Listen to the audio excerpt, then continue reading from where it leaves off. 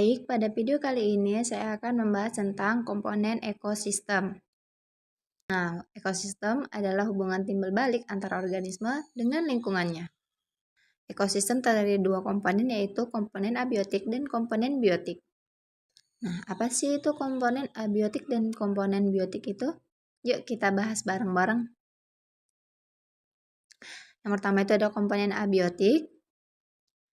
Nah, komponen abiotik itu disusun oleh benda tidak hidup berupa air, tanah, udara, dan kelembapan, serta cahaya matahari.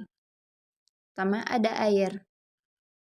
Semua organisme pasti membutuhkan air. Fungsi dari air yaitu sebagai pelarut, mengatur suhu tubuh, membantu reaksi metabolisme. Yang kedua itu ada tanah. Tanah berasal dari pelapukan batuan, menyediakan unsur-unsur penting pertumbuhan makhluk hidup dan tempat tinggal bagi manusia dan hewan. Ada udara. Semua makhluk hidup pasti dong membutuhkan udara. Udara terdiri dari bermacam-macam gas. Yang pertama ada karbon dioksida, oksigen, dan nitrogen. Karbon dioksida sebagai proses fotosintesis pada tumbuhan, oksigen sebagai proses oksidasi, dan nitrogen sebagai proses sintesis protein. Kelembapan merupakan salah satu komponen abiotik yang terdapat di tanah. Kelembapan menunjukkan jumlah kandungan uap air dan berperan untuk mencegah kekeringan pada organisme akibat penguapan. Yang selanjutnya itu ada cahaya matahari. Karena satu sebagai sumber energi di bumi dan membantu proses fotosintesis pada tumbuhan. Yang kedua itu ada komponen biotik.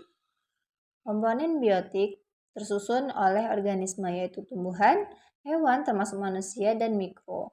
Berdasarkan perannya, organisme dikelompokkan menjadi dua. Yang pertama itu ada produsen, konsumen, dan pengurai. Produsen sebagai penghasil, organisme yang menghasilkan makanan melalui proses fotosintesis. Contohnya, tumbuhan. Konsumen ini sebagai pemakai. Kelompok organisme yang tidak dapat memproduksi makanan. Contohnya itu manusia dan hewan. Berdasarkan jenis makanan yang konsumen dikelompokkan menjadi herbivora, karnivora, dan omnivora. Decomposer yaitu sebagai pengurai. Kelompok mikro yang menghasilkan senyawa organik seperti sisa tubuh hewan dan tumbuhan mengandung senyawa organik. Contohnya bakteri dan jamur.